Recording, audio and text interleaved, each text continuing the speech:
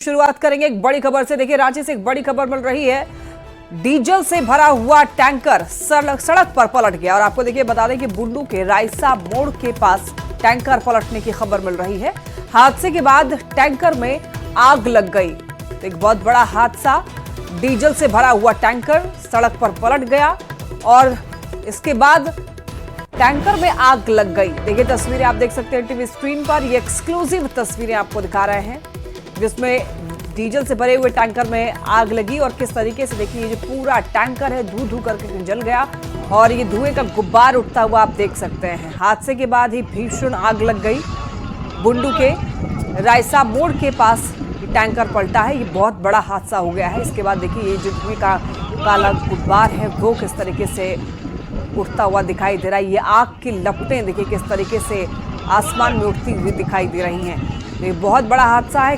Exclusive तस्वीरें आपको दिखा रहे हैं। रायसा मोड़ के पास दरअसल ये टैंकर जो है पलट गया है। और रामगढ़ से बड़ी खबर, पति ने पत्नी को घायल कर दिया। पकड़े जाने के डर से खुदकुशी कर ली और कई दिन से बीमार चल रहा था राजू। तो आपको बताते चले कि दूसरी पत्नी पर डायन बिसाही का शक था। घायल पत्नी रिम्स रेफर की गई। मामले की छानबीन में पुलिस जुटी हुई है।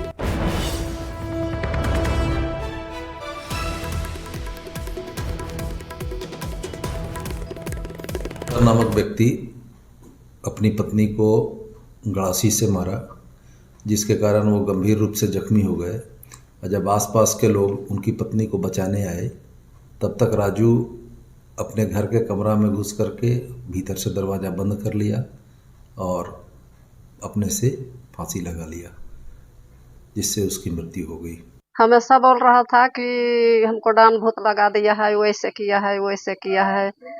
और माने कि कभी चैन से नहीं किसी को रहने देता था, ना अपने रहता था। जमशेदपुर के गोलमुरी में बीती रात चोरों ने एक घर का ताला तोड़ करके 25 लाख के गहने और 40,000 कैश की चोरी कर ली।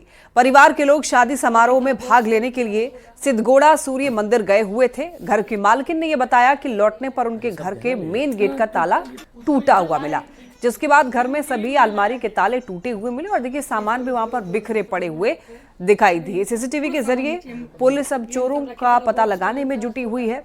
हाल के दिनों में चोरी की जो घटनाएं हैं वो लगातार बढ़ी है, लेकिन चोरों का अभी तक कोई भी सुराग नहीं मिल पाया। वो रूम से ये रूम में लाया गया। सर हम लोग शादी में गए थे कल, जब हम लोग घर आए पार्टी अटेंड करके तो देखिए सारा चीज खोला हुआ, सारा ज्वेलरी निकला हुआ। हम लोग का 5 कबर्ड को पूरा तोड़ा हुआ और कुछ भी एक भी गोल्ड ज्वेलरी नहीं छोड़ा उन लोग। कितने का होगा मैडम? हम लोग 25 लाख का अंदाजा लगाए सर, और कैश भी 30-40 हजार था। कैश ज्यादा नहीं था घर पे। कितने रूमों में चोर घुसे थे? पूरे घर में ही उन लोग आतंक मचाए। कुल कितने रूम में इस तरह का किया लोग? 4-5 रूम में किए, किचन और पूजा रूम को छोड़ के बाकी सब तरफ इन लोग अपना। गुमला से बड़ी खबर, अपहरण कर नाबालिग से गैंग रेप का ये मामला। 2 युवकों पर गैंग रेप का आरोप लगा। किसी को बताने पर जान से मारने की धमकी भी दी गई।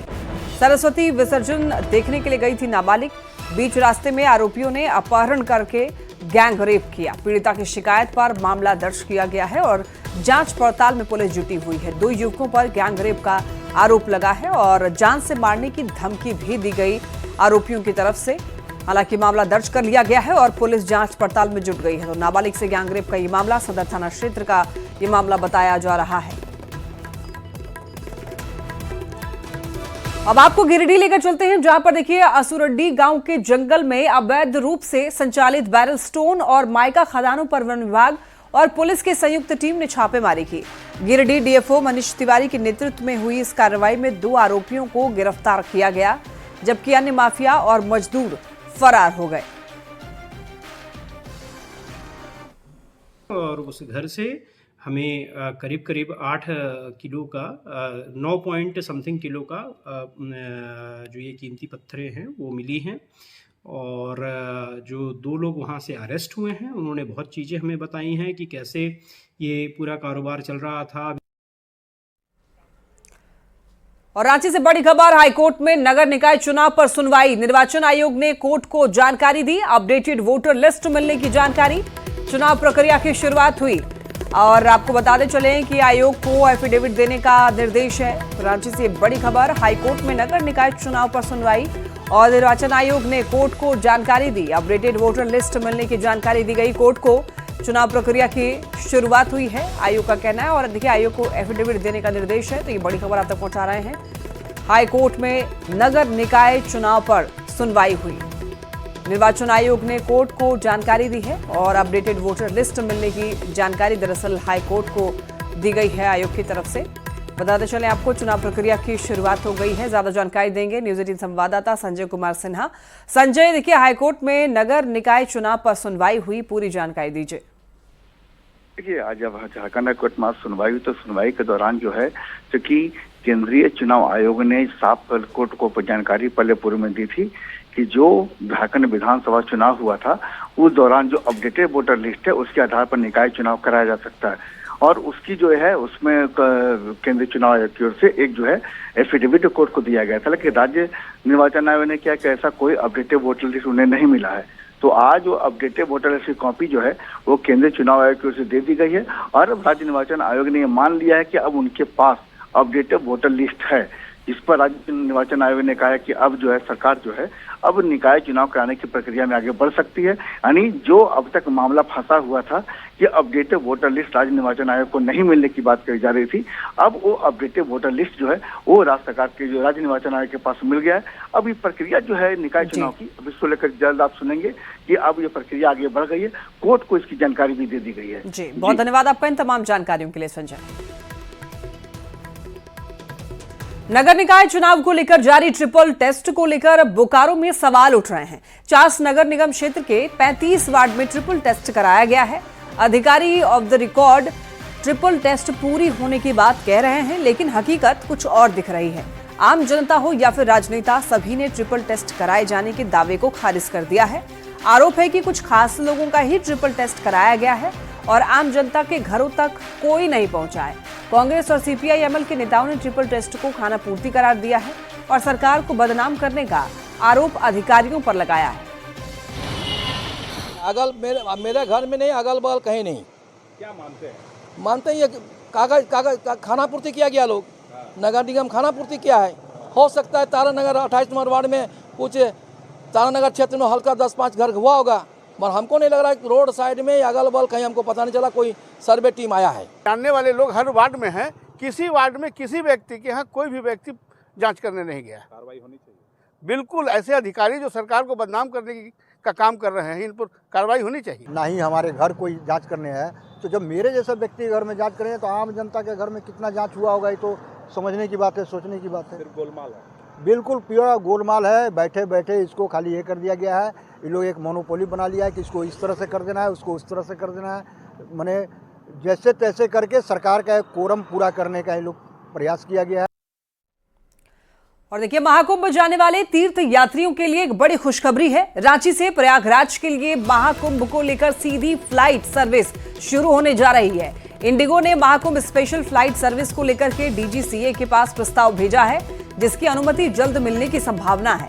14 से 28 फरवरी तक महाकुंभ के लिए ये फ्लाइट सेवा रांची से हफ्ते में 3 दिन तक उपलब्ध रहेगी। तो ये खुशखबरी है महाकुंभ जाने वालों के लिए। अब यहां से प्रयागराज से रांची जो है वो 10 बजे प्रस्थान करेगी और प्रयागराज से रांची 11:30 बजे आगमन होगा। तो ये जो फ्लाइट महाकुंभ के लिए जाएगी उसके बारे में आपको जानकारी दे रहे हैं। इंडिगो का जो मतलब टेलीफोनिक इन्फॉर्मेशन है उसके बेसिस पे इन्होंने 14 से 28 तक एक प्रपोजल बनाया है प्रयागराज रांची के लिए, लेकिन वो प्रपोजल बनाने के बाद it has to go to DGCA for slot approval और स्लॉट वहाँ से फिर हमारे पास आता है। लेकिन अभी तक हमें वो इन्फॉर्मेशन ऑफिशियली नहीं मिला है, लेकिन अगर हम इंडिगो के वर्जन पे जाए तो एक 14 से लेके 28 तक का स्लॉट एलोकेशन के लिए उन्होंने रिक्वेस्ट डाला है। महाकुंभ जाने की प्लानिंग कर रहे तमाम यात्रियों के लिए बहुत बड़ी खुशखबरी आई है कि वैसे यात्री जो अभी तक जिनके पास मजबूरी थी कि ट्रेन से जाएं या फिर कार बुक करें या कोई और सेवा की सुविधा लें, लेकिन अब उनके पास आ गई है इंडिगो की फ्लाइट सर्विस। जी हाँ, विमान सेवा शुरू होने जा रही है, खासकर महाकुंभ के लिए। 14 फरवरी से 28 फरवरी तक अगर आप महाकुंभ जाना चाहते हैं तो फिर अपनी फ्लाइट की टिकट बुक करने की तैयारी कर लीजिए। हफ्ते में 3 दिन, सोमवार, बुधवार और शुक्रवार, ये फ्लाइट सेवा का आप लाभ ले सकते हैं। और यहाँ से जो सेवा उपलब्ध होगी उसकी जानकारी भी देंगे। लेकिन यहाँ पर रांची के बिरसा मुंडा एयरपोर्ट पर कुछ यात्री हैं, हम उनसे जानेंगे कि आप लोग महाकुंभ जाने की प्लानिंग कर रहे हैं, जा रहे हैं? हाँ, हम लोग जा रहे हैं। अब जो है, चूंकि आप लोग यहाँ से जा रहे हैं तो अब आप लोगों के सामने ये एक आई है, विकल्प आया आप लोगों के सामने कि फ्लाइट से भी जा सकते हैं महाकुंभ। हाँ बिल्कुल, बहुत अच्छे से जा सकते हैं, फ्लाइट से एकदम अच्छे से जा सकते हैं। 1 घंटे 10 मिनट में सीधे आप रांची से प्रयागराज पहुँच जाइए। पहुँच जाएंगे हम लोग। तो अच्छा विकल्प, अच्छा है, बहुत अच्छा विकल्प है, बहुत अच्छा सर्विस है, बहुत अच्छा है। सब आप लोग सब जरूर आइए एयरपोर्ट में, प्लेन से उड़िए, प्रयागराज महाकुंभ का लाभ उठाइए। देख रहे हैं कि अभी तक झारखंड से आमतौर पर जिन जिलों से आप जाइए प्रयागराज, आपको 24 घंटे का एक लंबा समय लगता है। 12 घंटे कम से कम रांची से प्रयागराज जाइए तो 12 घंटे कम से कम, लेकिन धनबाद से जाएंगे यानी जिलों से जाएंगे तो ये समय बढ़ता जाता है। लेकिन बता दें कि हफ्ते में 3 दिन, सोमवार, बुधवार, शुक्रवार, आप रांची के एयरपोर्ट से आप सीधे प्रयागराज जा सकते हैं। फ्लाइट जो है यह आपको इलाहाबाद से सीधे यहाँ पर आपको रांची पहुंचेगी 1 घंटे 10 मिनट में, फिर रांची से फ्लाइट वापस इलाहाबाद जाएगी। लेकिन ये समझ जाइए कि आपको अगर आप प्लानिंग कर रहे हैं तो रांची से जब आप फ्लाइट से जाएंगे प्रयागराज तो आपको वहाँ 1 दिन होल्ड करना पड़ेगा, क्योंकि फ्लाइट प्रयागराज से फिर वापस जो है अगले दिन है। यानी सोम, बुध और शुक्रवार 3 दिन आप रांची के बिरसा मुंडा एयरपोर्ट से सेवा का लाभ ले सकते हैं और ऐसे में समय की बचत भी कर सकते हैं। कुल सफर 1 घंटे 10 मिनट का होगा। और वैसे में अगर आपने फ्लाइट की टिकट ले ली तो आप 26 फरवरी को शाही स्नान की तारीख भी है। शाही स्नान में अगर आप स्नान करना चाहते हैं, चूंकि भीड़ ज़्यादा होगी, ट्रेन में अगर आपको टिकट मिलने की दिक्कत आ रही है तो जल्द से जल्द आप फ्लाइट का टिकट भी बुक कर सकते हैं। 1 घंटे 10 मिनट में प्रयागराज जा सकते हैं। नहाकर वापसी की प्लानिंग करना चाहें या आसपास घूमना चाहें तो अगले दिन का फ्लाइट का जो टिकट है वो भी आपको मिल सकता है। कुल मिलाकर महाकुंभ जाने के लिए अब 14 से 28 फरवरी तक आपके सामने विमान सेवा का विकल्प भी मौजूद है। कैमरामैन प्रभाकर के साथ Sanjay Kumar Sinha, news 18 Ranchi. Doctor Shyama Prasad Mukherjee university में आज दूसरे दीक्षांत समारोह का आयोजन किया गया और कार्यक्रम में बतौर मुख्य अतिथि राज्यपाल संतोष कुमार गंगवार ने शिरकत की। समारोह में यूजी पीजी के कुल 183 टॉपर्स को गोल्ड मेडल से सम्मानित किया गया और इनमें 58% छात्राएं हैं। इस दौरान संतोष गंगवार ने कहा कि इस विद्यालय का नाम डॉक्टर श्यामा प्रसाद मुखर्जी के नाम से है। वो नेता ही नहीं बल्कि राष्ट्रीय शिल्पकार, महान विचारक और सुधारक थे। उन्होंने भारतीय संस्कृति, राष्ट्रीयता और शिक्षा के क्षेत्र में अभूतपूर्व योगदान दिया है।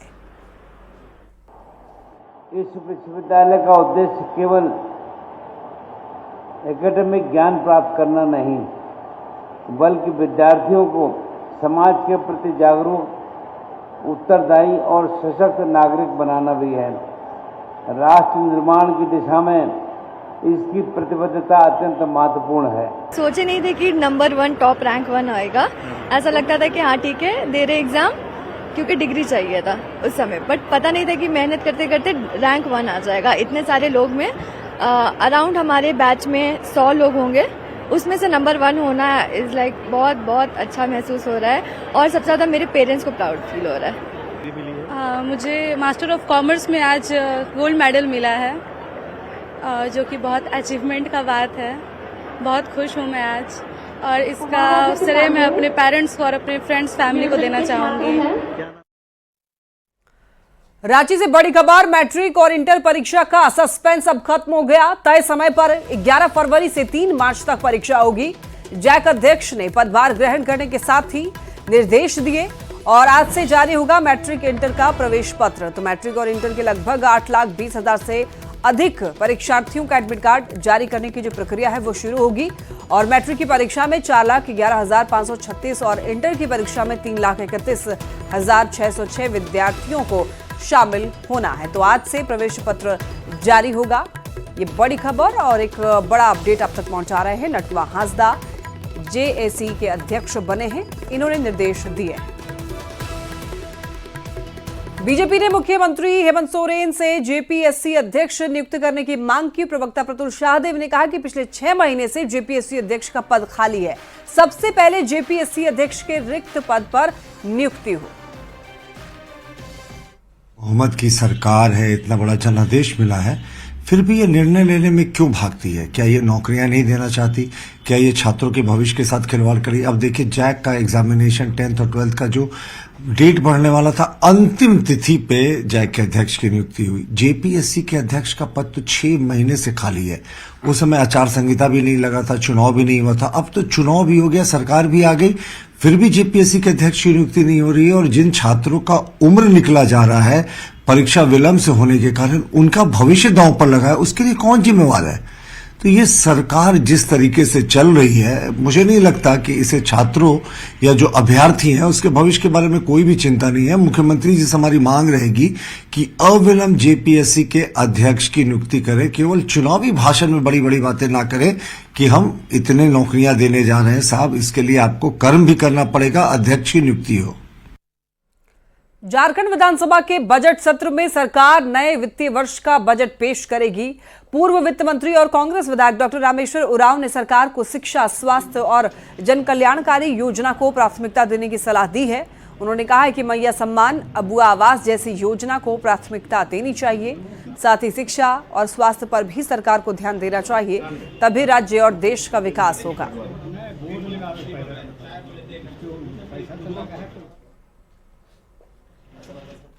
अब आपको रामगढ़ लेकर के चलते हैं, जहां पर मांडू प्रखंड के तितरमरवा टोला में बोर होल से आग की लपटें निकलने से हड़कंप मच गया। घटना की सूचना ग्रामीणों ने सीसीएल को दी, जिसके बाद मौके पर पहुंची रेस्क्यू टीम ने आग पर काबू पाया। हालांकि बोर होल से मीथेन गैस का रिसाव अभी भी जारी है। जहरीला मीथेन गैस के साथ साथ आग की लपटें भी निकल रही है। जहरीले गैस के कारण लोग बीमार हो रहे हैं और सीसीएल प्रबंधक जहरीले गैस की रोकथाम और आग पर अस्थायी काबू करने का प्रावधान करें। खूंटी में अवैध अफीम की खेती के खिलाफ पुलिस का अभियान जारी है और पुलिस का अभियान बताते चले आपको, पुलिस की ओर से लोगों के बीच में जागरूकता अभियान भी चलाया जा रहा है। और इसी कड़ी में मारंगनादा बाजार में पुलिस ने लोगों के बीच चॉकलेट भी बांटे हैं। इसके कवर पर अफीम से होने वाले नुकसान के बारे में जानकारी दी गई थी। चॉकलेट कवर पर पुलिस अधिकारियों का मोबाइल नंबर भी दिया गया है, जिसके जरिए लोग अवैध अफीम की खेती की जानकारी पुलिस से साझा कर सकते हैं। जागरूकता फैलाने के लिए विभिन्न हाट बाजारों में चॉकलेट्स बांट रहे हैं, जो कि अफीम के विरुद्ध जागरूकता जो फैलाने के लिए पैम्पलेट है उसमें रैप करके बांटा जा रहा है। तो ये पैम्पलेट में नंबर्स भी डिस्प्लेड हैं जिस पर सूचना दी जा सकती है और लोगों को बताया भी गया है कि किस प्रकार से उनको सजा हो सकती है और किस प्रकार से यह अवैध कार्य है। इसको लोग रिसीव कर रहे हैं, चॉकलेट्स ले रहे हैं और बच्चों को भी देने के लिए घर तक ले जा रहे हैं। और हाट बाजारों में बांटने से हो रहा है कि दूर दूर के गाँव से जो लोग आते हैं वो अपने पैम्पलेट जो है उनको हम लोग दे पा रहे हैं। अब आपको गिरिडीह लेकर चलते हैं, जहां पर पीरटांड प्रखंड के डहिया गांव में अभी भी आदिवासियों को मूलभूत सुविधाओं के अभाव में जीना पड़ रहा है। गांव तक पहुंचने के लिए ना तो सड़क है, ना ही पीने के लिए पानी की व्यवस्था है। अधिक जानकारी दे रहे हैं संवाददाता एजाज अहमद। इस वक्त हम मौजूद हैं गिरिडीह जिले के अंतर्गत आने वाले पीरटांड प्रखंड के डहिया गांव में। यहां पर लगभग 1000 की आबादी है और यहाँ पे सभी आदिवासी निवास करते हैं। तस्वीरों में एक बार देखिए आप, ये तस्वीरें आपको डहिया गांव की दिखा रहे हैं और इसकी खूबसूरती ये है कि यहाँ पे लोग इकट्ठा नहीं हैं। 2 घर आपको एक जगह में मिलेंगे, फिर एक घर एक जगह मिलेंगे, फिर दूसरा घर दूसरे जगह में मिलेंगे और इस प्रकार, क्योंकि ये पहाड़ी एरिया है और पहाड़ों पर लोग बसे हुए हैं। और दूसरी अहम बात है कि यहाँ पे जितने भी आपको मकान मिलेंगे सभी मकान मिट्टी के कच्चे मकान हैं। तो इस प्रकार जो सरकार के जो दावे और वादे हैं अबुआ आवास को लेकर, इंदिरा आवास को लेकर, पीएम आवास को लेकर, अंबेडकर आवास को लेकर, तो यहाँ पे कहीं ना कहीं धरातल पर इन योजनाओं का लाभ ग्रामीणों को, आदिवासियों को नहीं मिला है। और यहाँ तक कि मूलभूत सुविधाओं से भी लोगों को जूझना पड़ता है। रास्ते नहीं है, पानी की व्यवस्था भी नहीं है, पानी नहीं है, चापाकल भी नहीं है, हाँ, तालाब भी नहीं है, अच्छा, रोड भी नहीं है और नदी का पुल भी नहीं है। नदी में पुल भी नहीं है ना? हाँ। दिक्कत होता होगा आप लोगों को? दिक्कत तो होता है। तो आप लोग हटिया बाजार कैसे जाते हैं? जब कोई बीमार पड़ता है तो उसको कैसे ले जाते हैं अस्पताल वगैरह? ये तस्वीरें आपको हम दिखा रहे हैं डहिया गांव की। ये आदिवासी बहुल गांव है। सुविधा होती यहाँ पे उपलब्ध नहीं है, सड़क भी नहीं है, बिजली भी समय पे नहीं आता, पीने का स्वच्छ जल उपलब्ध नहीं है, रास्ते भी ढंग के नहीं हैं। लोगों को अस्पताल अगर ले जाना पड़ता है तो खटिया पे टांग के ले जाना पड़ता है। और सिर्फ जब चुनाव आते हैं तो यहाँ पे नेतागण यहाँ पे पहुँचते हैं वोट मांगने के लिए, और जब चुनाव में जीतने के बाद यहाँ पर एक बार भी देखने के लिए नहीं आते हैं कि आखिर इन लोगों की क्या स्थिति है, कौन से दंश इन लोगों को झेलना पड़ रहा है। गिरिडीह से न्यूज़ 18 के लिए मैं एजाज अहमद। आज से वैलेंटाइंस डे वीक की शुरुआत हो गई है और ऐसे में बात अगर जमशेदपुर की करें तो यहाँ पर इसे सेलिब्रेट लोग कर रहे हैं। और आपको बता दें कि फूलों की दुकान पर भीड़ देखने को मिली है। यहाँ पर बता दें आपको बेंगलुरु और दूसरे राज्य के शहरों से फूल मंगाए जाते हैं और लोग जो है अपने लोगों के लिए गुलाब फूल खरीदते हुए दिखाई दिए। अधिक जानकारी दे रहे हैं संवाददाता आशीष तिवारी। प्यार का सप्ताह का आज से शुरुआत हो चुका है और इसका खास तौर पर असर लोहनगरी जमशेदपुर शहर में देखने को मिल रहा है। आज 7 फरवरी यानी रोज डे, और रोज डे की तस्वीर आप देख सकते हैं कि फूलों की दुकानों में लोगों का सुबह से ही यहाँ भीड़ लगा है। हालांकि ज़्यादातर युवा यहाँ पहुँच रहे हैं और आज का खास तौर पर गुलाब का जो होता है रेड रोज जो है वो अच्छी बिक्री होती है और उसको लेकर आप दुकानदार भी देख सकते हैं कि किस तरह फूलों की तैयारी इस बार रखे थे, क्योंकि अच्छी खासी इसकी बिक्री होती है। रोज लोग अपने दोस्तों को, अपने जिससे प्यार करते हैं उनको रोज देकर आज का इजहार करते हैं। साथ ही साथ लोग अपने हस्बैंड को या मम्मी पापा को या भाई बहन को, तमाम लोगों को देकर ये रोज डे मनाते। किसको देंगे? एक्चुअली अपने वाइफ के लिए देख रहे थे रोज डे, तो उसको सरप्राइज देने का सोच रहे थे कि अगर रोज ले जाके देते तो शायद खुश हो जाएगी। रेड रोज का बहुत ज्यादा डिमांड है और 30 रुपये पीस अभी हम लोग बेच रहे हैं रोज डे, और 7 तारीख से 14 तारीख तक अभी रोज डे पूरा चलेगा। और रेड रोज का सबसे ज्यादा डिमांड है। नॉर्मली वो मम्मी पापा या भाई बहन किसी के लिए भी होता है तो रेड रोज ज्यादा चलता है। बेंगलोर का रोज जो है वो इस बार लोग काफी पसंद करते हैं। कुछ और लोग हैं। भैया क्या खरीदारी करने आए हैं? कोई गुलाब लेने आए हैं परिवार के लिए, पत्नी के लिए, खासकर पत्नी के लिए। अच्छा, वैलेंटाइन डे हम भी मनाना चाह रहे हैं। ऐसे तो प्यार के लिए भाई बहन भी होता है ना, लेकिन ज्यादा तो लोग वैलेंटाइन डे में पत्नी या गर्लफ्रेंड को ही गुलाब देते हैं। प्यार का सप्ताह है। प्यार कभी कभी जताना भी पड़ता है, कुछ स्पेशल फील कराना भी पड़ता है। अपने चाहने वाले को हमेशा स्पेशल फील कराते रहिए और हमेशा साथ बने रहिए। जमशेदपुर शहर में रोज डे के साथ साथ जो पूरे प्यार का सप्ताह है उसकी शुरुआत होती है और इसका समापन जो है वो 14 जनवरी को प्रपोज डे के नाम से जान कर लोग जो है पूरा वैलेंटाइन डे मनाते हैं। न्यूज़ 18 के लिए जमशेदपुर से आशीष कुमार तिवारी। राजधानी रांची के हरमू में धोनी के घर के सामने लोगों की अब चहलकदमी बढ़ चुकी है, क्योंकि यहाँ पर सिर्फ धोनी का अब ये घर नहीं रहा बल्कि एक सेल्फी पॉइंट भी बन गया है। दरअसल ये धोनी का पुराना घर है, इसका नाम शौर्य है और शौर्य को भी 7 नंबर मिल गया है। यानी कि घर की बड़ी सी दीवार पर धोनी हेलीकॉप्टर शॉट खेलते हुए दिखाई दे रहे हैं और बगल में बड़ा सा 7 नंबर लिखा हुआ है। इस डेकोरेशन के बाद आलम यह है कि हरमू स्थित धोनी का ये मकान देखने में तो खूबसूरत लग ही रहा है और फैंस के बीच खासा पॉपुलर भी हो चुका है। को हुआ है 81 में, और जो पहला उनका सिलेक्शन हुआ था इंडिया ए में वो भी 7 तारीख था और भी जुलाई का महीना ही था, 2004 का साल था। और 7 उसके लिए लक्की तो है ही है। और मैं ये कह दूं कि आज जो भी है वो साथी है, आप सबका साथ।